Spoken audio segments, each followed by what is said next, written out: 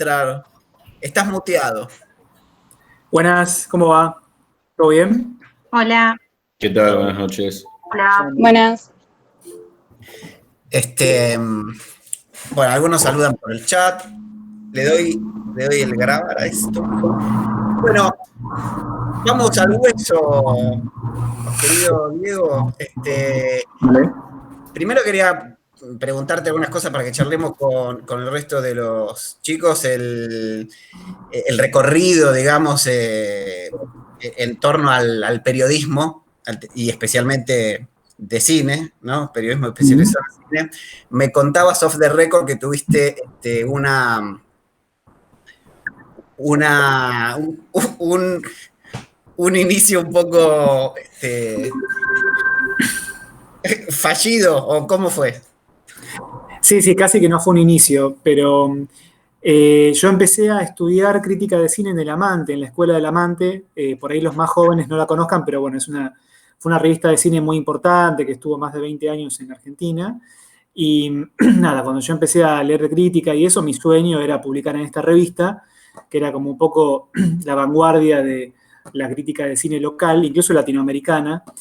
Y en un momento lo que pasó fue que fue un número de la revista, yo estaba estudiando en la revista, en la carrera que tenía la revista, y ese número de la revista no sé qué había pasado, pero todos estaban de viaje cubriendo festivales, eventos, y de repente estaba el editor, que era Javier Portafus, solo con, no sé, 20 pibes que estábamos en el taller de él. Entonces, para suplir un poco los agujeros que tenía en ese número, nos invitó a varios a escribir textitos cortos de los estrenos del mes.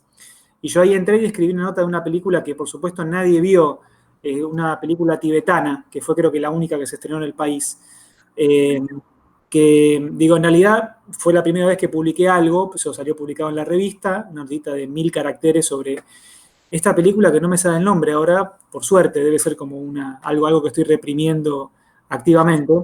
Y lo que hice fue, digo, todo lo que no había que hacer lo hice, le pregunté cosas por mail antes de mandarle la nota, y al final lo que terminé haciendo de tan nervioso que estaba, tan inseguro que estaba, imagínense que es como, no sé, piensen en su medio favorito, al cual aspiran a escribir, digo, la Rolling Stone de Estados Unidos, no sé, Vice, no sé, lo que tenga cada uno, y le mandé 2 textos, o sea, 2 versiones del mismo texto al editor, a Portafus, que aparte era un tipo medio jodido, divino, pero jodido. Le mandé 2 versiones de un texto que era sobre esta película, y obviamente, bueno, aceptó uno, pues no le quedaba otra, porque no había nadie, y me dijo, bueno, gracias, no mandes nunca más 2 textos en tu vida, y obviamente no volví a publicar nunca más en El Amante, casi que no fue un inicio, digamos, fue un traspié, ¿no? Claro, trastabillaste en el comienzo. Pero bueno, del trastabille viene un impulso después, ¿no? Te dio un pulso por lo menos unos años más tarde. Entre paréntesis, lo conocen a Portafus porque vemos, y conocen también El Amante porque vino de invitado Ezequiel Boetti, habló también del Amante, y a Portafus vemos un texto sobre crítica de cine, sobre el género crítica. Que bueno, vos así que están familiarizados un poco con eso.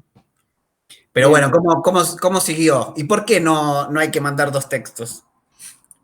Y porque dice que uno es un gusano pusilánime, básicamente. Yo si sirve como igual creo que no conozco a nadie que lo haya hecho. Es raro, es como recomendarle a la gente que no haga algo que la gente no hace, ¿no? La gente normal, por lo menos. Yo lo hice. Pero bueno, eso, digo, como tip, digo, si algún día se van a equivocar, pueden equivocarse con otra cosa, digamos. No manden nunca 2 textos porque eso es, digo, un indicio de que uno está inseguro, que no sabe qué hacer, digo, nada, qué sé yo, cosas muy obvias, ¿no? Pero si sirve para algo el testimonio, acá estoy. Y después de eso, bueno, no, estuve un poco a los tumbos, obviamente que esa fue la época, esto fue no sé, yo tenía 24 años más o menos, fue hace ya como 15 años. Fue la época en la que ya estaba como asentada la explosión de los blogs y todo eso, y de ahí en más, mientras en El Amante terminaba la carrera, lo que hicimos con un par de amigos fue, primero, bueno, yo me integré a un sitio que ya existía, a un blog, después yo me armé un sitio yo solo, y después finalmente armamos un sitio que fue el que quedó hasta hoy, que cumple ya, este año cumplió 12 o 13 años, no me acuerdo ahora, que se llama Cinemarama. Y la verdad es que ese fue el primer emprendimiento en realidad que tuve sostenido en el tiempo. Obviamente siempre fue ad honorem, fue por gusto, pero fue el espacio en el cual yo como, digamos que me formé como crítico porque escribí mucho, y bueno, uno cuando escribe mucho, digo, en algún momento escribís nada, feo, mal, feo, feo, y en algún momento está un poquito mejor, y bueno, la práctica te va dando eso. Y ahí fue cuando, digamos, me estabilicé un poco en esto de escribir crítica. Ujú. En El Amante no escribí más, obviamente, no hace falta spoiler, no hace falta que lo diga. Sí, sí, sí. ¿Cómo te vas dando cuenta que vas escribiendo mejor, como decís vos? Yo creo que uno ve como, no quiero como exagerar como no sé, de mala onda, pero creo que uno va viendo como que lo que escribió antes estaba muy mal. Por lo menos esa fue mi experiencia. Yo leía, no sé, textos de hacía un año, por ejemplo, después cuando empezamos al año, releía cosas, me parecía que estaban muy mal, lo que no me gustaba, me parecía que eran textos poco claros, no tenían ideas fuertes, no exponían claramente lo que se quería decir, eran textos sin rumbo a veces, como que no se sabía bien hacia dónde iban, y de repente leía un texto de ese año siguiente, que había escrito hace una semana, y no me parecía muy bueno, pero decía, acá hay una frase que me gusta, acá hay una posición que está bien fundamentada, acá me peleo con tal idea y me parece que me pongo pendenciero, pero lo hago más o menos bien o mejor que antes. Es como una cosa muy micro, me parece, por lo menos en mi experiencia, lo sigue siendo. Yo leo cosas de hace un par de años que digo, uy, yo esto no lo escribo ni loco de vuelta hoy, y escribí algo hace una semana que, no sé, me gustó un giro, una frase, no sé, un párrafo. Imagino que a la larga eso es acumulativo, espero, no sé, pero... En ese recorrido así formativo que tiene, o sea, este ejercicio de escribir y escribir, eh, ¿qué peso tenían las lecturas de otros críticos o de otros periodistas? ¿Y qué peso, la lectura en general y en particular la de otros periodistas? Si tuvo eh, peso o no para vos. Sí, sí, sí. Bueno, yo en realidad fue raro porque me interesé por la crítica de cine al poco tiempo de haber empezado a leer en general. Yo no leía de joven. Empecé a leer a los 20, 20 y pico. Antes no leía libros, leía en la escuela, leía lo que me mandaban y no me interesaba, no le ponía onda. Bueno, nunca me interesó mucho, me empezó a interesar de grande y justo como que se me juntaron las lecturas de cosas que la gente lee cuando es más joven, yo qué sé. No sé, un libro de Roberto Arlt, no sé, El alquimista, cosas horribles, digo, El alquimista, pero no importa. Lecturas que uno hace de más joven en general y que a mí eso se Sí. me juntó con las lecturas de crítica, digamos. Y para mí la crítica fue como un acceso a ese mundo de la cultura que uno por ahí hace más automáticamente cuando está en la escuela y que yo no hice. Y entonces como que se me mezcló todo, pero lo que sí puedo decir seguro es que yo lo poquito que aprendí de crítica cuando escribía, la verdad es que para mí tenía que ver siempre con leer mucho de crítica. Leía mucho El Amante, leía sitios que en esa época estaban como que eran sitios amigos o de gente conocida. Leía casi todos los jueves las críticas de Clarín, La Nación, Página 12, Ámbito. Seguía mucho en las críticas de los jueves, me iba a un bar, pedía diarios, me compraba y leía las críticas de cine. Algunas eran muy malas, pero no importaba, porque había que leer y darse cuenta de lo que estaba mal y aprender y como absorber todo eso. Ya eso lo decía Quiroga, ¿no? Quiroga, que fue como el primer crítico de cine argentino, creo que fue el diario El Mundo. Horacio eh, Quiroga, ¿no? Horacio Quiroga, el 19, año 19 o 20, ya decía que, nada, para aprender algo de cine había que devorar mucho malo, decía, había que ver muchas películas malas, y creo que con la escritura es lo mismo. Me parece que esto para el ejercicio de cualquier oficio, pero creo que por ahí una de las cosas que pasan cuando uno habla de crítica hoy con gente que escribe, de cine por lo menos, que es lo que yo conozco, es que no se lee mucho crítica de cine. A pesar de que hay tanta crítica por todos lados, esta cosa de que hubiera como lugares como a los cuales ir a referenciarse, digo, en Argentina estaba El Amante, estaba Punto de Vista, que no era una revista de crítica de cine, pero era más académica, estaba Kilómetro 111, más académica, estaban algunos críticos de algunos diarios, digo, creo que había como un panorama ordenado el cual uno podía ir a tomar referencia. Y eso hoy, digo, seguramente no existe así, porque está todo mucho más volatilizado, más disperso. Ajá. Justo con la aparición de los blogs y, digamos, con lo que te dio el espaldarazo a vos como crítico, digamos. Tal cual, sí, ¿No? Ahí cuando se empieza a volatilizar, sí. tal Pero, cual. ¿y qué característica tendría esa nueva crítica a partir de los blogs? O sea, que se diferencie de la crítica o de la cinefilia más clásica. Yo ahí tengo una opinión medio negativa, que tampoco es mía, lo charlé con mucha gente, lo charlé con vos también varias veces, que Sí. es que cuando hubo esta explosión de los blogs, hace ya más de 15 años, la gente de repente hacía cualquier cosa con los blogs, cosa que era como increíblemente una cosa muy linda, muy vital, ¿no? La gente armaba un blog para contar lo que le pasaba, había gente que quería hacer crítica del cine, literatura, lo que fuera, ensayos, pero lo que pasó fue, creo que hubo como grupitos, como tendencias, como muy obvias, ¿no? Pero una es la de los que queríamos copiar al amante, Cahiers du Cinéma, esa línea más cinéfila, digamos, ¿no? La tradición de la crítica más cinéfila, por un lado. Y después, lo que se terminó de estabilizar, creo que es lo que uno puede ver hoy, es la tendencia, que fue un poco más gruesa con el tiempo, de gente que, teniendo la libertad para hacer lo que quisiera en los blogs, lo que tomaba como referente era más como la crítica más institucional de los jueves, la crítica más políticamente correcta, la crítica que tenía una fórmula más o menos armada, digo, es la crítica que cuenta,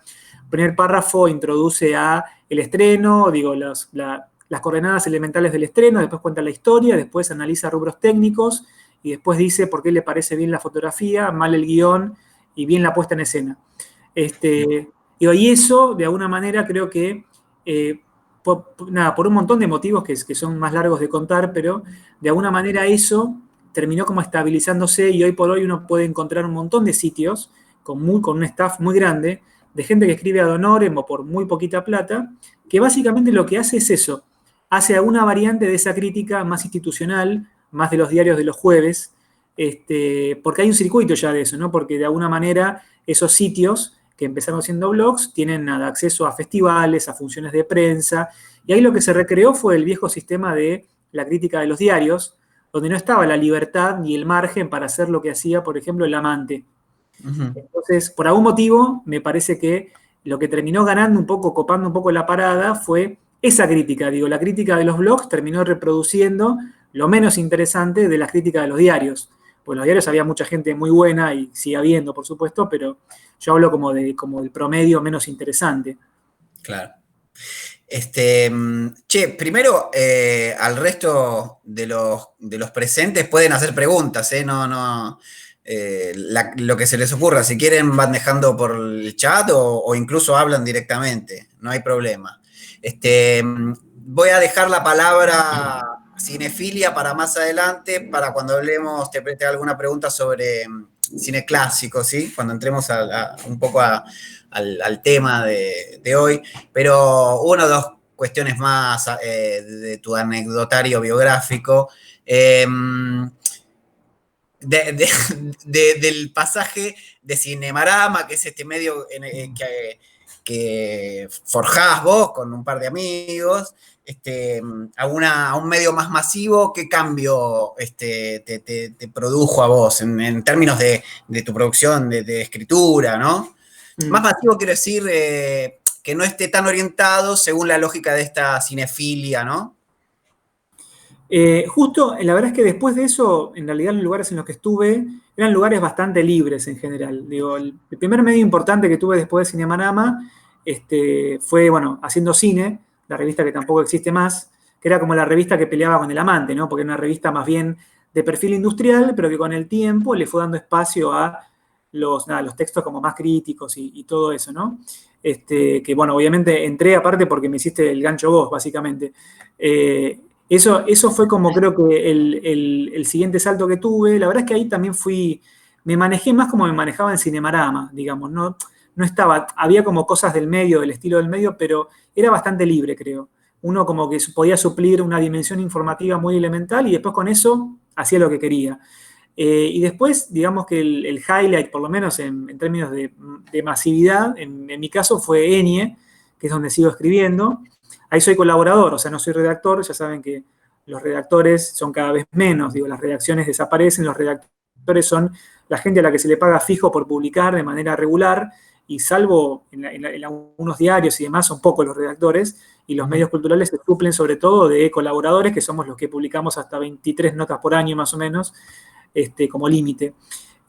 Bueno, y Nenie, sí, ahí como que también hay algunos rasgos, digo, el medio es un medio que es... tiene ese perfil un poco más masivo, o sea que cuando uno habla de algo tiene que, digo, introducir un poco al tema, contar, presentar, como desplegar un poco esa cosa más informativa, pero también dentro de todo hay espacio para posiciones por ahí un poco antipáticas a veces, o para que uno pueda como escribir de manera más o menos libre.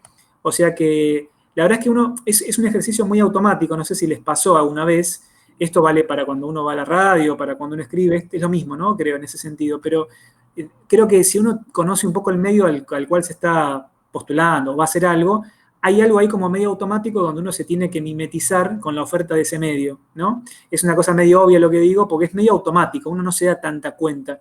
Yo escribo para varios sitios ahora y digo, no sé, para Perro Blanco sé que me puedo pelear más con la gente, es un sitio, bueno, Perro Blanco, que se los recomiendo, que es muy lindo. En La Sala Llena también, pero sé que por ahí tiene un perfil menos como cinéfilo, duro, entonces por ahí voy más al dato, voy más al contexto. En Cinemarama sé que puedo decir cualquier cosa, en Ñ sé que no, y bueno, y esas cosas creo que son muy automáticas, creo que de alguna manera uno se va como acomodando y se va como mimetizando con el contrato de cada medio, y que eso a veces es medio, yo sé que la respuesta tenía que ser más detallada, pero es como es una cosa muy como, no sé, como un ejercicio casi físico que uno creo que no se da cuenta. Creo que, no sé si a vos te habrá pasado, pero Más eh, intuitivo, digamos, sí. totalmente. Sí, sí, Sí, sí. sí. Acá yo insisto mucho cuando hablamos del género crítica en que desplegar mucho la dimensión informativa es como un derroche de caracteres.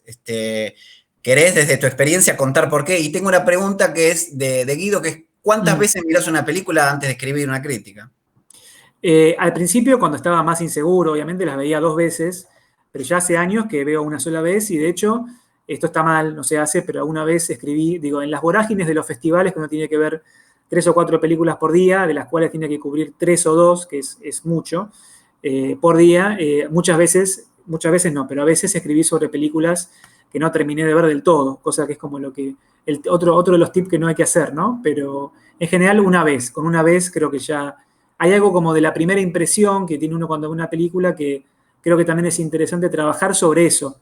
Se está grabando, ¿ok? No, no, no, pero le estoy contestando porque hay una No, compañera que no puede entrar, que tiene problemas de internet. bueno, No, no voy a contar más nada ahora, no cuento más nada. No, bueno, eso, una vez, digamos. Pero esto es un sistema que tiene cada uno. Yo conozco gente que la ve 2 veces. Alguna vez Roger Cosa, un crítico muy conocido, también decía que él ve las cosas antes de escribir sobre algo, las ve 2 veces, por ejemplo. Es un tipo que escribe hace 1000 años, qué sé yo. Y bueno, él decía eso. Así que esto varía, creo. Ujú. Hola, yo tengo una pregunta. ¿Sí? Y mientras que ves la película ya vas anotando, o sea, mientras que vas mirando vas redactando o te tomás el tiempo para verla y después te acordás de todo y lo podés hacer igual. No, en realidad lo intenté algunas veces eso y no pude, no había manera. Yo veía críticos que eran profes míos, como Gustavo Castaña, que iba a los festivales y escribía en la oscuridad a medida que veía la película. Una cosa que yo quise hacer, nunca me salió. Y con el tiempo lo que me armé fue esto, que es que a medida que veo la película, esto es medio raro explicarlo, pero voy como intentando escribir la crítica. Voy pensando en, por ejemplo, una introducción, una frase, un nudo, digo, sobre qué voy a discutir, no sé, una estructura elemental. Como que intento ir haciendo eso porque a veces, no sé si les pasa, pero tienen que hacer, no sé si les pasó de tener que escribir muchas cosas. Entonces, si uno tiene que sentarse con la página en blanco y se va a poner a pensar cuando se sienta a escribir cada vez que tiene que escribir, es imposible. Aparte te agarra mucho miedo, mucho pánico y no escribís. Entonces, en mi caso, por lo menos, lo que yo intento hacer siempre es esto de ir escribiendo cositas, como mentalmente, la crítica mientras veo la película. Es una idea, una frase, un párrafo, una posición, con qué voy a discutir. En general me funciona eso. Yo recomiendo, es una gimnasia y recomiendo para agilizar sobre todo, ¿no? Porque después uno tiene que hacer otras cosas y no se puede poner a pensar cuando te sentás con la compu, ¿no? Es muy difícil eso. Ujú. Yo tengo una pregunta, ¿puedo? Claro. Supongamos que te toca hacer la crítica de una película de un género que literalmente no tolerás. ¿Cómo haces para ser 100% objetivo? ¿O se puede ser 100% objetivo? No, creo que no, y está bien la pregunta porque me parece que aparte, cuando hablamos de crítica, hablamos justo de un género que es un género argumentativo, ¿no? Un género donde el texto dice por qué algo es bueno o es malo. Intenta argumentar eso y aparte intenta convencer, es un género persuasivo, ¿no? Entonces, en ese sentido, la verdad es que no, creo que siempre, bueno, Edu decía recién lo de que una crítica con mucha información es medio, nada, un desperdicio, y uno podría agregar a eso que las críticas que no toman posición claramente respecto de algo, también, no digo que es un desperdicio, pero sí que son críticas poco interesantes, son más bien análisis, sinopsis, otros géneros, ¿no? Entonces, eso por un lado, yo intento, digo, no soy objetivo, creo que ninguno lo es, y lo bueno de la crítica es que te permite como desplegar tu subjetividad de manera como mucho más libre, ¿no? Si uno hace una noticia, tiene que escribir una noticia, digo, tiene que contener la subjetividad, ¿no? Como atenerse a las reglas del género. Y después no me pasó mucho de tener o películas o géneros que me sean intolerables, pero creo que igual a veces lo que sí les va a pasar, que nos pasa a todos, es que uno tiene que escribir sobre cosas de las cuales ignora mucho, ¿no? Sobre por ahí un género del cual no conoce nada o que le molesta por ahí, como le molesta no conoce nada, por ejemplo. Y creo que ahí siempre hay como un lugar para que uno, desde la ignorancia respecto de ese género, de esa tendencia, lo que fuera, diga algo interesante o encuentre algo, como un filito, algo para ver, para comentar, para mencionar, para analizar, que por ahí es lo que no va a ver el crítico que sí está interiorizado, que conoce eso. Yo creo que por ahí eso es un camino, siempre buscar algún tipo de filón en el cual uno se pueda meter cuando uno no sabe de algo, ¿no? Cuando uno va medio a tientas, digamos, y que por ahí el que conoce está como más rutinizado y no ve. Eso creo. Yo intenté como, nada, buscar algún tipo de mirada como, nada, transversal, oblicua. Seguramente creía que era original y no lo era, para nada, pero intentaba evitar como las discusiones ya conocidas cuando me metía en algo de lo que no sabía mucho, como en una época fue el cine de terror, por ejemplo. Nada, eso no sé si sirve. Y tengo una más. No sé si se sigue el espacio de preguntas o si van a seguir con otra cosa. No, dale, sí. Con el tema del lenguaje, porque si hay un tema controversial con las películas son los doblajes en el castellano. No sé, hay gente que dice que si vos ves la película, por ejemplo, con el doblaje en el audio, te perdés un montón de la interpretación de los actores. También hay otra gente que no, que le gusta ver con doblajes. ¿Vos te fijás en esa parte cuando mirás las películas? Sí. No, la verdad es que no puedo ver, lo hice obviamente, pero no puedo ver películas dobladas. Me quema la cabeza. Es muy difícil. Me parece que cuando, no sé, es muy difícil. Por ejemplo, me pasó unas veces cuando iba a cubrir estrenos los jueves, hace mucho tiempo, que fue hace 7 meses cuando íbamos al cine los jueves, que a veces iba a ver una película en 3D, y vieron que en 3D, por algún motivo, porque están dirigidos supuestamente a un público mayormente joven, muchas copias en 3D son dobladas, mucho más que el resto de las copias, que no son en 3D. De repente me encontraba con que había sacado para una película que era en 3D, pero era además doblada, y era terrible. Y bueno, cubría la película igual, pero es un ejercicio de abstracción muy difícil, porque realmente ves otra película. Digo, uno no puede pensar que mitad imagen, mitad sonido, no es una cosa matemática, pero evidentemente, el sonido es, no sé si la mitad, pero es como la otra parte de lo que estamos viendo, aunque nos fijemos menos, y la verdad es que estás escuchando a un tipo que cuando, no sé, Los Increíbles tuvo un doblaje local donde aparecía Matías Martín hablando de la calle Corrientes, por ejemplo. Bueno, ya está, es muy difícil. Ya no digo escribir sobre eso, ¿no? Es muy difícil como ver eso. Aunque no escribas, aunque vayas con tu sobrinito, la verdad es que es muy difícil. Mejor no te hagas eso, por lo menos es complicado. No te hagas daño. Yo tengo una pregunta para hacer. Sí. Vos en un momento dijiste que la crítica fue el acceso que tuviste hacia el mundo de la cultura. Cuando vos escribís, ¿cómo haces para volcar eso en una escritura, en una crítica, para que todo el mundo lo entienda sin la necesidad de tener gran conocimiento acerca de X género o de cultura general? Eso varía mucho, está bueno eso, varía mucho según el medio, ¿no? Por ejemplo, Enie pide en ciertas secciones, como bueno, ese escenario que es la mía, que vos introduzcas al tema. El lector no se puede quedar en babia. Ahora, una vez que introdujiste, bueno, tenés cierto margen para dar cosas por presupuestas, ¿no? Si hablas de terror, por ejemplo, de género terror, bueno, podés no contar qué es el género terror. Ahora, tenés que contar algo de la película, de su contexto, de su estreno, por ejemplo. Creo que eso varía mucho según el medio. Yo, como siempre escribí, nunca escribí en diarios, de hecho Eni es un suplemento, no es el diario Clarín, ¿no? Y es muy distinto en términos de estilo. siempre fui bastante libre con eso. Digo, en Cinemarama, Perro Blanco, A Sala Llena, no tienen ese requerimiento de que uno introduzca mucho a los temas. Entonces, esto es probablemente una falencia profesional mía. A mí me cuesta como hacer como ese introito de, digo, contar, por ejemplo, de qué va el género, de qué va el estilo del director, porque lo doy por sabido. No porque yo sepa mucho, sino porque me da mucha pereza meterme a describir eso. Y en realidad eso es porque prácticamente nunca escribí en diarios. Si tuviera que escribir mañana en un diario, ya sea Página 12, Clarín, La Nación, lo que fuera, los jueves, y hablar de una película, tendría que sumar por lo menos 2 párrafos de información. Entonces, en ese sentido, la verdad es que no lo hago mucho, pero porque no me obligan a hacerlo. Y las veces que tengo que hacerlo me cuesta, porque no tengo la gimnasia. Porque también dar información y hacerlo de manera interesante es una cosa muy difícil. Y a mí como no me sale, me da pereza. Incluso a veces no doy información de temas porque no los conozco mucho. Entonces voy a lo mío, que es hablar de la película.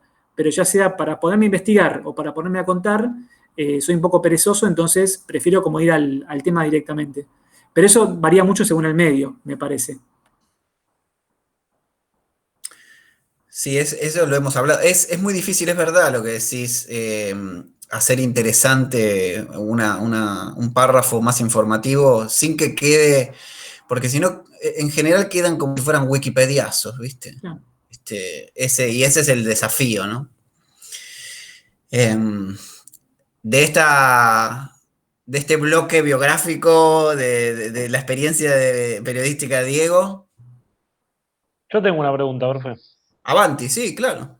Diego, de joven dijiste que nada, que apuntabas tal vez más o que querías más laburar en un medio así, más poco convencional, por así decirlo, como eran los blogs y no más tirando para un diario. Digo, a largo plazo también pensabas igual, o sea, decías a futuro quiero laburar o laburar escribiendo en un blog o siendo crítico de cine escribiendo en un blog o más tirando a un medio más tradicional o una escritura más tradicional. La verdad es que nunca me imaginé como escribiendo una sola forma de crítica, digamos. Cuando empecé, digo, mi sueño era El Amante, obviamente, que se cumplió brevemente por lo que ya les conté, que no cuenten, por favor, ustedes después. Y la verdad es que después de eso no tuve como un norte. Digo, la verdad es que durante años leí Ñ, y por ejemplo yo quería escribir en Ñ durante mucho tiempo, pero era poco porque era como una pantalla, ¿no? Como jugar en Boca, digamos, en la primera de Boca, para mí, en ese momento. Hoy ya creo que no lo es. Ya desde hace varios años, por lo menos, no sé, 8 años, me imagino, una cosa así, me fijo mucho menos en eso, en el medio en el cual podría o querría escribir, que en la posibilidad de escribir y nada, que me paguen bien. Esto por ahí suena un poco utilitario, no sé si la respuesta va en esa línea, pero la verdad es que, digo, vieron que el periodismo es una cosa que está como medio como en ebullición, medio en extinción, depende cómo uno lo vea, y la verdad es que si el sueño en el pasado era escribir como en las revistas que a uno le gustaban, creo que hoy, no sé si un sueño, pero lo que uno busca hoy insistentemente es poder escribir en lugares donde paguen dignamente y donde uno tenga cierto margen de libertad. O sea que yo hoy podría, si me invitaran, podría perfectamente adaptarme a la oferta de cualquier medio, creo, privilegiando lo profesional antes que lo aspiracional, de alguna manera. Creo que eso debería ser aparte un poco la gimnasia que hacemos todos, porque todos tenemos que hacernos un huequito, un lugar, y no siempre entramos a los lugares en los cuales querríamos entrar. ¿Y cuál sería la primera de Boca hoy? ¿Sabes que no sé? Está buenísimo, no sé, lo pensé muchas veces, no sé, yo hoy como que no tengo ninguna fantasía con escribir en ningún lugar en particular. Eso también puede ser porque yo tengo fiaca, qué sé yo, por un montón de cosas. Pero no sé, la verdad es que no sé. No sé, pero me parece que también eso es un efecto de que lo que antes era como organizador en la escena del periodismo y de la crítica y demás, hoy ya no está, un poco por la dispersión, esperen que cierro WhatsApp que me está haciendo ruidito, disculpen. Un poco por esa dispersión general de la que hablábamos antes, que hace que no haya un norte claro. Digo, esto pasa en todos los espacios, pasa en las revistas académicas, pasa en las publicaciones sobre arte. Digo, la verdad es que no se sabe bien, porque hay un montón de espacios atractivos y otros que no. Y probablemente les pase a ustedes, con los lenguajes que tengan de referencia, con crítica o con otros géneros, de cine, de teatro, de danza, de radio, no sé, de televisión. La verdad es que me parece que eso hoy es muy difícil, porque no hay un norte, no hay como algo más organizado. Yo la verdad es que no sabría hoy cuál es ese lugar. Está bueno. Em, ¿Alguna pregunta por ahí más? Bueno, sí, Gabriela. No, era un comentario, pero ridículo y que no viene al caso. Cuando dijiste lo de Los Increíbles, era Avenida Cabildo. Avenida Camilo. Pues me acuerdo que la fui a ver al cine sin querer, doblada, y casi me pegó un tiro. ¿Y te acordás de las voces hoy día? Lamentablemente sí, fue una de las peores cosas que me pasó en la vida real. Odio las películas dobladas con todo mi corazón. Debe ser una cosa de querés reprimir y que vuelve, ¿viste? No, terrible, trauma. Lo que pasa es que, o sea, yo soy locutora y tenemos una formación en doblaje y la habilitación para hacer doblajes. Y si bien, o sea, yo comparto con el tema de que lo bueno es escuchar al actor original y escuchar la música y todo, pero bueno, también forma parte de la inclusión, ¿no? Porque por ahí hay gente que es ciega o que por ahí no sabe leer o que son chicos chiquitos o que por ahí, no sé, tiene que estar haciendo otras cosas y no puede prestarle 100% de atención a la película. Bueno, también es un puente entre el cine y el espectador, qué sé yo, no sé, o sea, yo no niego lo que ustedes dicen, para mí también, no sé, yo no suelo mirar películas dobladas, pero la existencia del doblaje abre muchas puertas a gente que, bueno, que no puede, no sé, no puede prestarle tanta atención o que no sabe leer o lo que sea. Tal cual. Sí, de hecho, digo, para mí el doblaje en sí no es el problema. El problema de alguna forma es que en Argentina, vieron que esto pasa mucho en España, en Italia, que nada, con los ascensos de los fascismos y demás se instaló esto de, hace ya muchas décadas, el cine doblado, ¿no? Porque la gente no tenía que leer, tenía que escuchar las voces españolas, italianas y demás. Eso después quedó, en España quedó.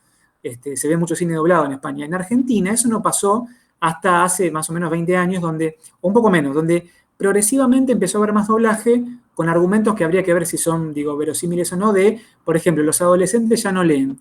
La gente joven de 20 años o más, no puede seguir la lectura del subtítulo y ese tipo de cosas. Que eso me parece, yo no sé si es verdad o no, si sucede o no, no tengo idea.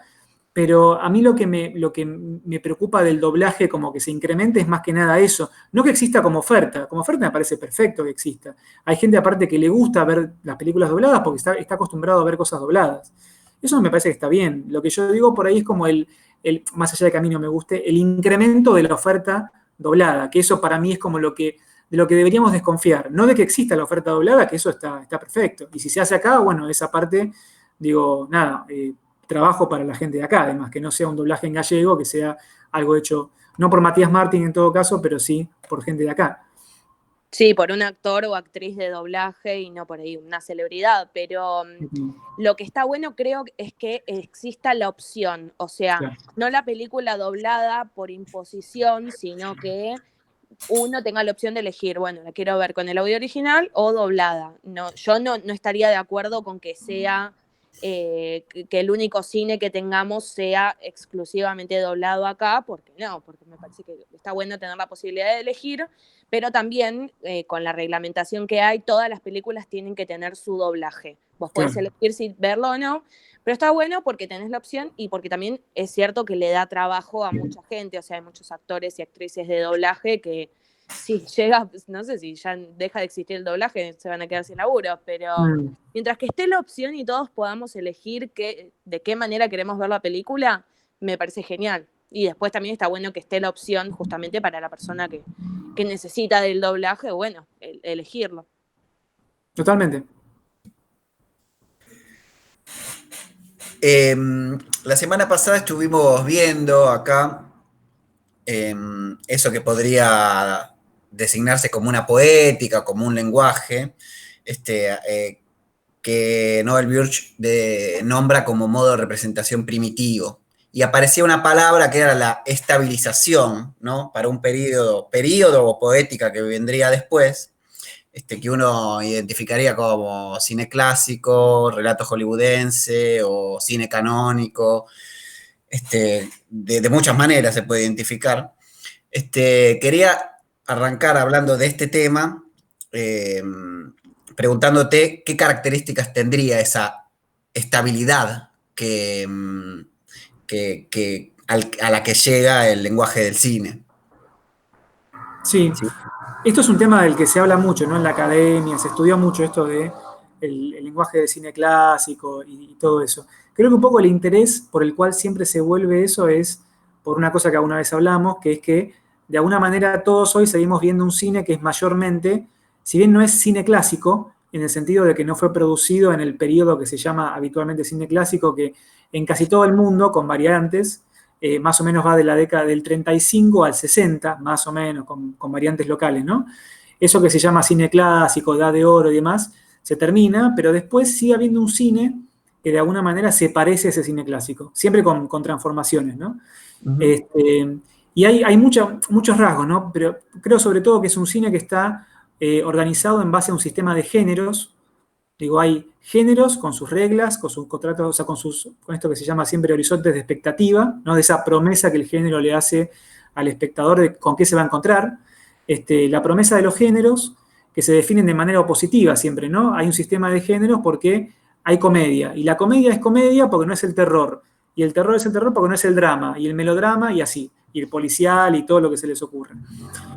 Esa me parece que es un rasgo. Otro rasgo me parece que es un cine que es predominantemente, por afano, narrativo. Es un cine que cuenta historias, y cuenta historias siguiendo ciertas reglas.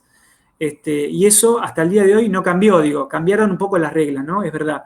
Pero si uno ve una película de Tarantino, con todos los juegos, con toda la autorreferencialidad, con todos los quiebres que impone el cine de Tarantino, que debe ser de lo mejor que hay para ver de los últimos 20 años en Hollywood, lejos, más allá de todo eso que yo digo, lo que hay ahí todo el tiempo en escena es el lenguaje del cine clásico, es el contar una historia como la empezó a contar el cine en la década del 20 y cómo se estabilizó y se afianzó en la década del 30, sobre todo con la llegada del sonido, ¿no? Porque el cine como que fue narrativo con el cine mudo, de cierta manera, en la década del 20. Si ven las películas de Fritz Lang en Alemania, digo, ya hay como, y de Hitchcock en Inglaterra, ya hay como un sistema narrativo armado para el cine mudo, y después eso cambia con el sonoro. Creo que esos son rasgos, y bueno, y el hecho de que sea narrativo no es algo menor, porque narrativo no es solamente contar una historia, es algo más, porque el cine previo a este cine clásico, ¿no? El cine, no sé, por ahí la llegada del tren, por ejemplo, o por ahí los cortos más tempranos de Chaplin. Digo, todos aquellos cortos donde no había narración, sino que había una serie de acciones, ¿no? El regador regado, esto de la secuencia más de vodevil, donde evidentemente se cuenta algo, pero ese contarse no es narrativo tal como lo entendemos hoy. Entonces, creo que eso es, digo, a muy grandes rasgos, creo que eso es un poco lo que le da, lo que diferencia al cine, un poco que se estabiliza en la década del 30, del cine previo, y que caracteriza al cine de hoy, y que a su vez lo diferencia de otros cines que no son narrativos al mismo tiempo. Claro, eso también hablábamos la semana pasada, que al mismo tiempo que se está encontrando esta estabilidad, hay experiencias de vanguardia en la Unión Soviética, ¿no? Ahí hablábamos un poco la semana pasada de la idea de montaje, de la utilización de montaje, ¿no? ¿Qué caminos adoptaron esos cineastas en la utilización del montaje para llegar a esa estabilidad? ¿Qué utilización de montaje termina siendo el que tiene primacía en ese cine clásico? Y digo, de alguna manera esto varía mucho según los países, directores, bueno, todo eso, pero lo que termina pasando siempre es que el montaje en el cine clásico de alguna manera está como supeditado al relato, ¿no? La narración, que es lo que domina la película, de alguna manera, una cosa que no dije antes, pero que es muy importante, que es que la narración se vuelve transparente. O sea, la película es un objeto que narra y que, sin embargo, no devela su carácter de objeto, sino que lo que muestra es una ventana al mundo, ¿no? O sea, la idea es que uno, como espectador ideal de ese cine narrativo, se sumerja en la película y se olvide que está viendo una película. Por eso es que se dice, a veces se habla de enunciación transparente, ¿no? Transparente porque la película en sí misma no se ve. Se crea este efecto de que uno entra a un mundo que se cuenta solo, ¿no? Y hacemos de cuenta que no estábamos ahí, presente. Exactamente. Pero que tampoco está en la película, ¿no? Exacto. O sea, la película no existe, uno está como en ese mundo. Y en todo caso, el montaje lo que hace es, al igual que el trabajo con la puesta en escena, con los planos, con el uso del sonido, lo que hace el montaje siempre es buscar aceitar, darle como fluidez a cada secuencia, al cambio de planos, al cambio del espacio, a la introducción del sonido. Digo, que el montaje no se sienta, aunque sin embargo el trabajo del montaje es todo el tiempo muy ostensible si uno lo mira con detalle, pero uno como espectador ideal de esas películas lo que hace es olvidarse del montaje, y el montaje busca ser invisibilizado, que por otra parte es lo opuesto de lo que hacía las vanguardias que hubo en el cine en la década del 20 y en la década del 30, digo, vos hablaste de Rusia, bueno, el constructivismo soviético, digo, Einstein, ¿no? Pero también lo que fue más el cine francés de la década del 20, con películas de René Clair, como Entreacto, que trabajan con muchos recursos, pero que también trabajan enrareciendo el cine con el uso del montaje, que es abrupto, que es inesperado, que rompe el tiempo y el espacio. Me parece que el recurso que sintetiza eso es lo que se llama raccord, a veces, ¿no? La palabra en francés, que no sé lo que quiere decir, nunca me lo aprendí, que es raccord, es con doble C. Que raccord lo que muestra, lo que plantea siempre el raccord es la continuidad entre un plano y otro. Enlace. ¿No? Creo que quiere decir eso. Ahora vamos a googlear. ¿Cómo es? Y nunca supe. ¿Continuidad espacial o temporal, dice? ¿Perdón, cómo? Continuidad espacial o temporal, dice. Claro, sí, eso. Claro, porque la idea del raccord es que el raccord es como esa continuidad, ¿no? Que hace que las escenas estén fluidas, que se sientan y demás. Y hay muchos tipos de raccord. Un raccord muy conocido es eso que se llama raccord de mirada, donde un personaje mira, hay un corte y el otro está mirándolo. Y ahí entendemos que hay un diálogo, que comparten algún tipo de intercambio, pero en realidad eso está construido por el montaje. Digo, muchas veces, de hecho, en el cine clásico, como saben, la gente no está uno frente al otro. De hecho, en Fuego contra Fuego, la película de Michael Mann de los 90, que seguramente la recuerden porque es una obra maestra, en Fuego contra Fuego, Al Pacino y De Niro nunca estuvieron juntos en el rodaje. Y sin embargo hay escenas que están enfrentados. Enfrentados construidos por el montaje, ¿no? El montaje construye esa cercanía y ese intercambio. Y los actores nunca estuvieron físicamente juntos. Entonces, bueno, creo que un poco el raccord, digo, y la idea de invisibilizar el montaje para que todo fluya y que se acentúe esa transparencia es como algo importante del montaje. Entonces, lo que harían esas vanguardias, tanto francesas como soviéticas, es romper con esta ilusión de continuidad, digamos, por un lado, y por otro lado, la relación causa-efecto, ¿no? En ese montaje, que eso, para acentuarlo un poco, ¿no? De la ruptura de las lógicas causales, ¿no? En la manera de llevar adelante una historia, de contar una historia. Totalmente, sí, tal cual, que no es lo mismo, es como dijiste vos, continuidad es una cosa y después también lo que se rompe es esto, esa cosa más narrativa que da, como el montaje trabaja en favor de la narración, lo que hace es, digo, favorecer esta cosa de la causa y el efecto, ¿no? Y, por ejemplo, si ven Entreacto de René Clair, lo que ahí, digo, pasa es que de repente hay un corte y se cambia de espacio, no se sabe qué espacio hay. En buena medida porque ya no hay narración no hay narración en esas películas, o si no en los cortos de Man Ray, por ejemplo, ¿no? O Un perro andaluz, yo les nombraba la semana pasada. Tal cual. No sé si en qué comisión lo nombré. Sí. Pero sí, tal cual, es un ejemplo buenísimo, porque esto de que, digo, un perro andaluz empieza y hay un barbero que es Buñuel que le corta el ojo a una mujer, y es una imagen que parece que es metafórica, pero no se sabe, y empieza la película. ¿Pero qué tiene que ver, digo, lo que empieza? El espacio es contiguo al otro espacio, es el mismo mundo, es otro. Un personaje mira por la ventana y de repente hay una mano en primer plano con hormigas. ¿Y eso qué es? ¿Es contiguo? ¿Está en ese mismo mundo? ¿Es una imagen metafórica? ¿Es una analogía? No se sabe. Y eso ahí pasa lo que decías vos, que es que el montaje rompe cualquier tipo de contigüidad que construye el relato en términos de causa y efecto, ¿no? Esto sucede porque antes pasó otra cosa. Eso, digo, es otra de las cosas que se quiebra cuando pasa eso. Bien. ¿Por qué, después voy a ir al tema de los géneros, pero ¿por qué nos da la sensación de que cuando nos encontramos con algo que se aparta de esto que estás describiendo, de estas características del cine clásico, lo sentimos como si no fuera cine? Es decir, nos damos unos pasitos para atrás, digamos, ¿no? Sí. Imagino que es porque estamos acostumbrados a ver siempre lo mismo y porque esto nos pasa a todos. A mí me pones un plato de comida que, aparte sabes que soy medio hinchabolas para comer, me pones algo que nunca probé y yo enseguida como que digo, esto tiene un gusto medio raro, no lo entiendo, no me gusta, y nada, me pido una milanesa con fritas, como toda la gente de bien. Y me parece que con el cine pasa algo parecido.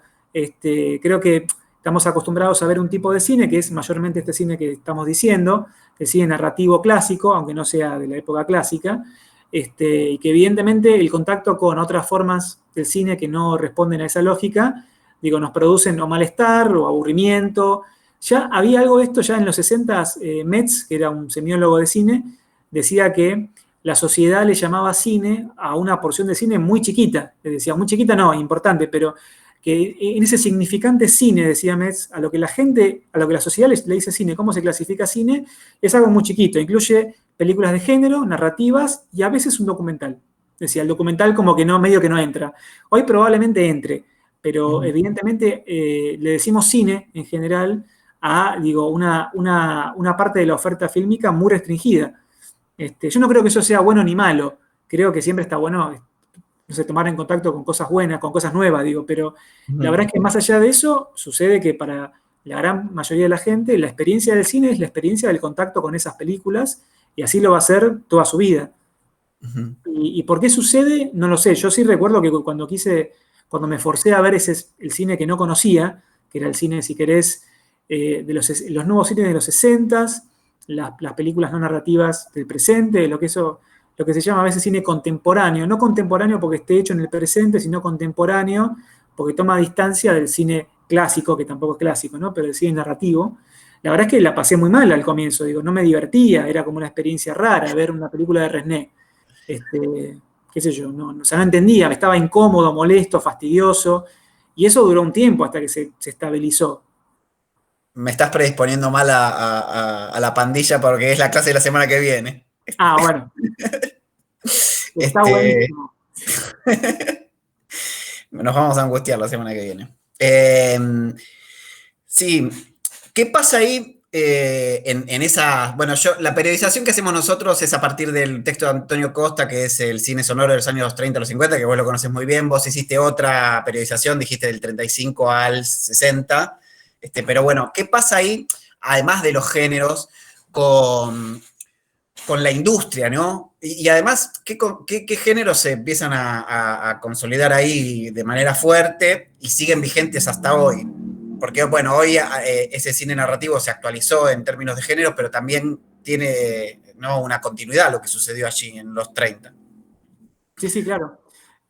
Tal cual. Bueno, lo que aparece es como esto pasa en todos los lenguajes, ¿no? Pero en algún momento como que ahí se estabiliza un sistema de géneros. Esto es lo que habla un tipo que es Oscar Steinberg, que es un semiólogo argentino, y eso en el cine empieza a pasar en la década del 20, se afianza en la década del 30, y si uno mira, hace como un paneo rápido por las películas importantes de esas décadas, sobre todo en la década del 30 con el sonido, ya como en pleno, se encuentra con algo parecido, con diferencias en todos los países, en Argentina, México, Estados Unidos, Japón, sobre todo Japón, Francia, digo, uno encuentra como una oferta cinematográfica que es parecida en términos generales, en términos de género.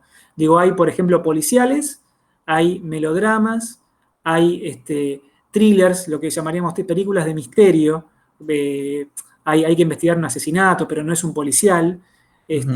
Películas de gángster, digo, en China había películas de tríadas, en Japón había películas de yakuzas, en Estados Unidos películas de mafia. Pero en todos había estas películas que contaban la vida de un sujeto que se metía en una asociación peligrosa, que vivía del delito, y que se hacía un lugar en esa asociación hasta que escalaba y finalmente caía. Digo, esto que digo como un tránsito narrativo muy elemental, ordena una parte de la oferta del cine de todos los países en esa época. Y de alguna manera eso llega hasta hoy, digo, eso es, la relectura de ese cine, por ejemplo, es lo que hace Coppola con El Padrino. Es como esa apropiación, obviamente muy estilizada, muy exagerada, en los 70s del cine de gángsters. Es lo que hace en Japón, por ejemplo, un montón de directores de la nueva ola japonesa que empiezan como a desmontar la película de gángster, pero ese desmontarla es también garantizarle como su supervivencia, ¿no?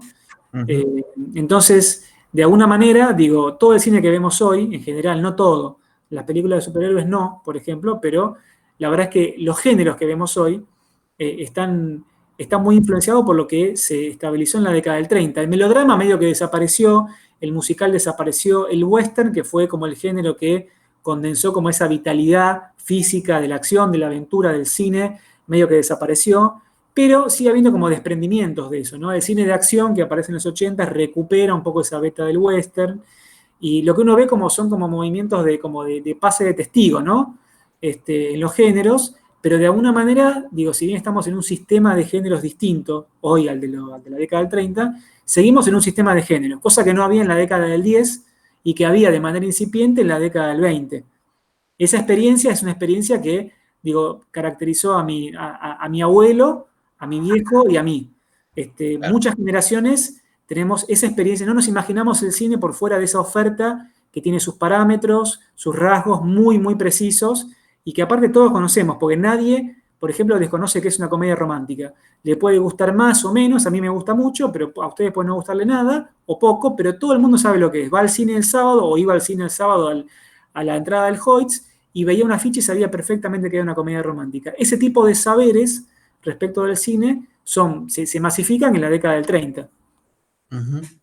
Bien, para que teníamos dos preguntas más ahí. Una la dejamos para el final porque ya quedamos un toque desfasados con esa, pero eh, Tomás, Avanti. Sí, porque Y justo la de era Luz, vamos a cerrar la charla con la pregunta de Luz después. Sí.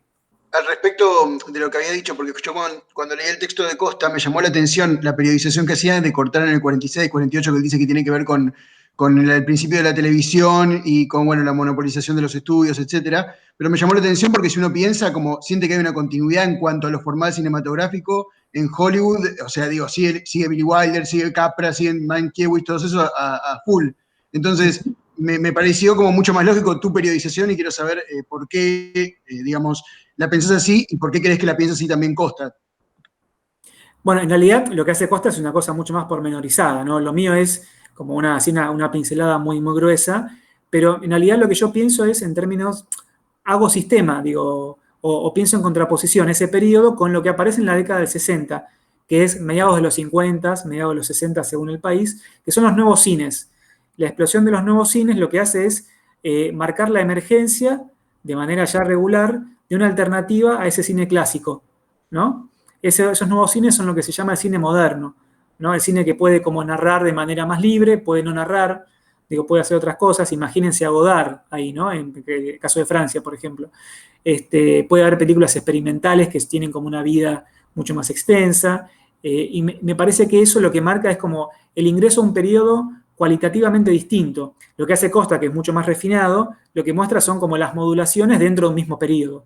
Pero para pensarlo como a grandes rasgos, uno diría que en realidad, digo, el cambio grande, fuerte sucede ahí. Ahora, es verdad, digo, después vos dijiste, por ejemplo, Capra no filma, digo, no filma siempre igual, no tiene la misma productividad siempre, después de su experiencia, después de lo que fue La vida es bella, que es como, nada, como un quiebre muy grande porque él lo hace con una productora independiente, le va muy mal, después tiene que volver creo que a la Paramount, o sea, esa trayectoria de Capra, por ejemplo, evidentemente marca transformaciones dentro del espacio de los estudios y cómo los estudios se vinculan con empresas y qué pasa con el modelo de producción, que son, digo, nada, muy atendibles y cosas para estudiar. Ahora, creo que a grandes rasgos lo que uno ve es que en los 60 aparecen esos nuevos cines y que a grandes muy rasgos de vuelta, en los 80 finalmente parece que se afirma o se enseñorea de vuelta el cine clásico, que vuelve, reaparece con todo, terminando con lo que fue el New Hollywood, y retoma el proyecto del cine clásico narrativo fuerte, ¿no? Con películas como Indiana Jones, como Star Wars. Si uno tuviera que pensar una periodización muy gruesa del cine, yo la haría así. Ahora, después los especialistas, obviamente, digo, toman cada periodo y lo pueden descomponer en un montón de transformaciones, de momentos, ¿no? Obviamente. Sí, después está tal vez la lectura más sociológica, si se quiere, o un poco sociológica que toma en cuenta la posguerra, ¿no? Y ese momento como que articula o sería bisagra de la finalización de la vitalidad del cine clásico, de esa edad de oro, y la emergencia del cine moderno, ¿no? A partir de esa posguerra un poco retratada con el neorrealismo. Pero bueno, de esto si quieren charlamos un poco la semana que viene. Pero bueno, son cortes, ¿no? a partir de los cuales mirar un poco todo este quilombo. Hacemos una aclaración. El New Hollywood que vos dijiste son todos nombres que ustedes conocen, que aparecen en los 70. Contá, si querés, un poco. Ese New Hollywood que... Sí. Es lo más parecido que hubo en Estados Unidos a los nuevos cines, que no fue un nuevo cine como lo hubo en otros países, pero es ese quiebre de el esquema duro de los estudios, de filmar en interiores, de los géneros duros, de los géneros clásicos, todo eso que se empieza a resquebrajar y aparece a finales de los 60, o sea, una década después de la explosión de los nuevos cines, películas como, por ejemplo, Bonnie and Clyde, o como Easy Rider, ¿no? Que de hecho ahora está en Netflix, Easy Rider. Si la quieren ver, es una película importante. Que es un cine como dentro del espacio narrativo de Hollywood, hay como transformaciones y reinvenciones muy fuertes y aparecen novedades temáticas, por ejemplo, no sé, el delincuente que se sale con la suya, por ejemplo, o la glorificación de la juventud violenta, por ejemplo, Midnight Cowboy, claro, totalmente, tal cual. Bueno, ahí hay como hay muchos cambios que no son los cambios tan duros como se dan en el espacio de los nuevos cines, ¿no? Digo, de la manera en la que Godard quiebra respecto de la producción clásica en Francia, no es lo mismo, ¿no? Digo, es un quiebre mucho más fuerte, pero en New Hollywood es eso, básicamente. Hay un cambio en el sistema de producción, aparecen las pequeñas productoras con estrellas que dirigen productoras pequeñas. Digo, esa generación es la generación de la que nacen después los popes del cine de hoy, como son Zemeckis, Spielberg, Coppola, por supuesto, De Palma, John Milius, no sé. Scorsese, sí. Tal cual. No, apuntaba a eso, a que fueras a esos nombres porque son nombres con los cuales estamos todos familiarizados, digamos. Bueno, yo cierro con... ¿Alguna pregunta más para Diego sobre el cine clásico? ¿Quedó claro lo que estuvo contando?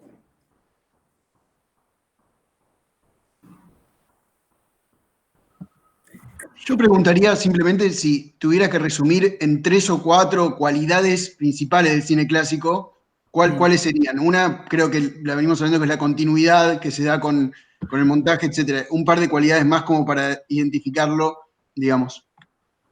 Yo diría narración, transparencia. Digo, explicar la transparencia es difícil, pero es esta idea, ¿no? La idea de ventana al mundo del cine. El cine como algo en lo que uno se sumerge. Cosa que no pasa, por ejemplo, en el New Hollywood, en los nuevos cines, en el neorrealismo, más o menos. Diría narración, transparencia, géneros, diría. La verdad es que parece una obviedad, ¿no? Pero hablar de géneros es hablar de un momento de la historia del cine y de una oferta específica. No en toda la oferta del cine hubo ni hay un sistema de géneros como el de las películas que vemos seguido. Creo que eso. Estrellas, ¿no? Star System, una cosa que dice Coste que no dijimos nosotros. Exacto, porque además lo digo porque me sirve para la semana que viene cuando charlemos de cine moderno, hay algo ahí que se rompe, ¿no? Ver a un otro, algo muy lindo que dice Daney, no sé si ven a un otro que es casi como uno porque es un desconocido, no es un star, no es una estrella inalcanzable como lo era Marilyn Monroe, Ava Gardner o cualquiera de los actores y actrices que poblaban un poco esas películas de la Edad de Oro. Si lo ves a Jack Nicholson, yo puedo ser Jack Nicholson. Digo, sin talento, pero yo puedo serlo, Jack Nicholson. En cambio, Cary Grant no puedo ser nunca. Claro. Porque como hombre está en otra especie. Digo, es como claramente un estadio avanzado en el cual nunca me puedo referenciar. Así que sí. Sí. La idea de transparencia de la que habla Diego, me gustaría que la retengan porque cuando veamos el bloque de visuales, algo de eso vamos a estar como orillando, sobre todo cuando veamos la etapa mimética, ¿no? De las artes visuales, cuando veamos una figuración mimética, sobre todo desde el Renacimiento en adelante hasta el postimpresionismo, ahí vamos a estar hablando de una transparencia tal vez igual que lo está explicando Diego, pero en otro lenguaje, el de las artes visuales, ¿sí? Sobre esto algo más, porque ahí hay una pregunta sobre series con la que podría estar bueno cerrar, ¿no? Si nadie tiene alguna pregunta. vamos con esta. Bueno, Sí, acá estoy viendo. la pregunta dice, ahí está, no sé si la ves vos. Sí, la veo. ¿Qué opinas del ¿Qué avance de las series y la opinas? discusión cine versus series? ¿Hiciste crítica de series o te ves así? Sí, escribí algunas veces de series. Escribí sobre Homeland, sobre alguna otra. Me gustó, me pareció interesante. Me da un poco de fiaca tener que ver toda una serie para poder escribir. Eso hace que automáticamente esté un poco como afuera. Pero en principio, digo, en términos como más generales, me parece que voy a decir una sarta de lugares comunes que ya conocen, pero es lo único que tengo. Que la verdad es que hay algo del consumo de las series inmediato, comprimido, mucho más micro, que se adapta más por ahí al ritmo de vida que tenemos y que el compromiso de la película de 2 horas, a veces más, para ver a la noche cuando uno vuelve de trabajar, la verdad es que, bueno, por ahí hay algo de la oferta de la serie en términos de formato, más allá de lo que uno vea, en términos de formato, que hace que, no sé, se adapte mejor a la vida que tenemos, no tengo idea. Después no tengo ninguna posición respecto de esta discusión de si las series son cine degradado, si son como nada, como un refugio de la gente, un refugio de la gente que no quiere pensar y la gente que piensa de cine. Digo, esas cosas, digo, estoy muy lejos de esas posiciones, no las tengo, no lo sé, yo veo muy poca serie, me interesa poco, me da fiaca y veo más películas, pero creo que hay que ver hacia dónde va. Evidentemente, aparte de las series, toman rasgos del cine, digo, son muchas. Breaking Bad es muy cinematográfica, aunque no me guste la serie. No sé, la verdad es que es muy difícil decir algo como grande porque son como 2 universos muy gigantes y muy distintos. Pero imagino que el consumo audiovisual cada vez va a ser más parecido, el consumo hogareño fuera de la sala va a ser cada vez más un consumo de serie, supongo. Tengo una pregunta yo última, como, porque ahí lo dejamos medio esbozado, el tema de la cinefilia. ¿Por qué es importante la cinefilia en la recuperación del clasicismo del que estamos hablando, de la Edad de Oro? ¿Y por qué es importante hoy para vos, que, bueno, decías un poco que tenías una posición tomada al respecto? La primera parte me parece que es porque, digo, en la revista Cahiers du Cinema, que es la revista que un poco se hace cargo de lanzar la cinefilia, un discurso de la cinefilia, que es esta idea del amor por el cine, ¿no? Que es una cosa que antes no existía o no tenía forma discursiva. Habría gente que le gustaba el cine, pero que no que no era cinéfila. Cinéfilo es o era la persona que amaba el cine, que veía el cine que veía el mundo a través de los lentes del cine, que pensaba el mundo a través de las películas que veía, y eso es una experiencia que para muchas generaciones estuvo marcada desde la década del 60, probablemente hasta hoy. Hoy no sé si la cinefilia sigue existiendo en esos términos, digo, en otras cosas porque hay muchas series para ver también, pero creo que, digo, esa es un poco la trayectoria, que obviamente fue cambiando. Bueno, vos hablaste de Daney es un tipo que habla mucho de cinefilia. Yo, cuando empecé con todo esto, nada, quería ser cinéfilo, me identificaba como cinéfilo y hacía todo lo posible para ser cinéfilo. Hoy me pasa que la cinefilia, por lo menos una variante de la cinefilia, me resulta un poco aburrida porque hay un montón de gente que creció viendo cine, haciendo listas, teniendo panteones, habrán escuchado el panteón de los 10 mejores, directores, actores, bla, bla.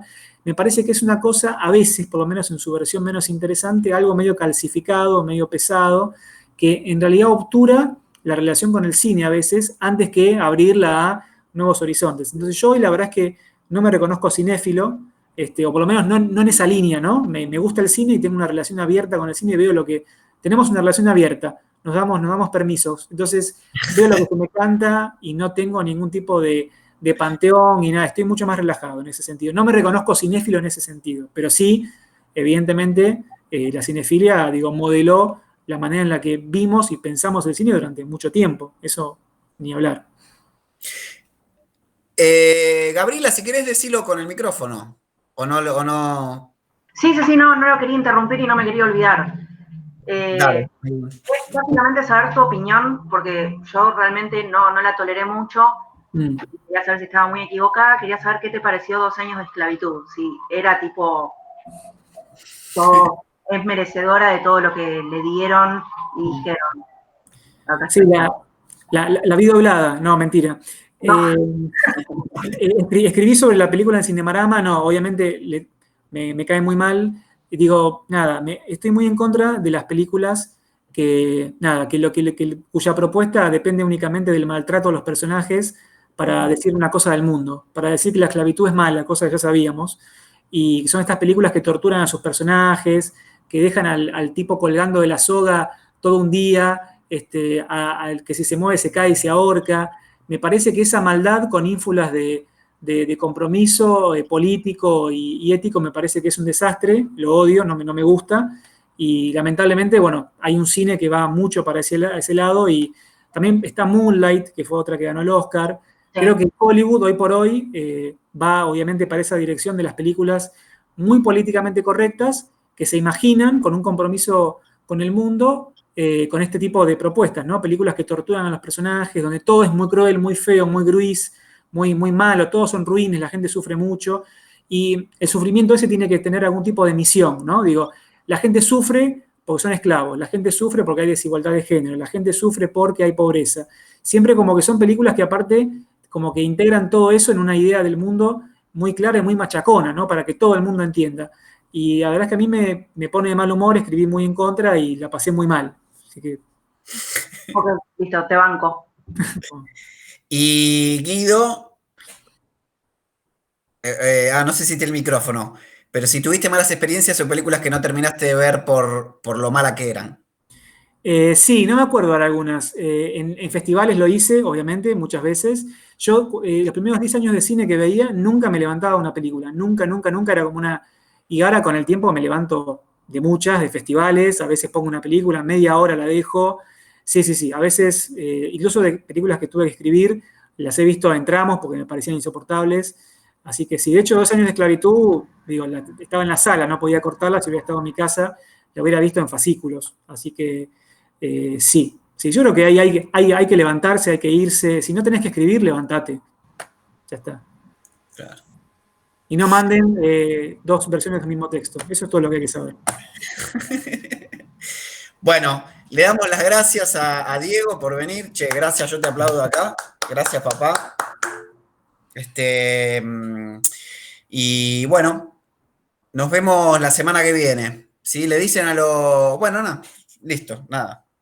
¿Te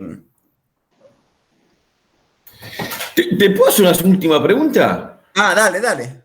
Cuando decís que no manden dos textos de la misma película, ¿qué mandaste? ¿Uno diciendo que era buena y otro que diciendo que era malo? No tanto, pero eran 2 textos distintos, que tenían como frases distintas, como entradas distintas. Bueno, pero la opinión era la misma. Sí, sí, en el fondo era la misma. Bueno, está bien. Yo dije que mandó uno diciendo que buena película, otro diciendo que mala película, por la duda. Claro, porque lo único peor de ser tan inseguro era ser esquizofrénico en ese caso. Con la inseguridad ya fue suficiente. Bueno, chicos. Hasta la semana que viene. Nos vemos. Muchas gracias. Un beso. Gracias. Chao, gracias. Chao.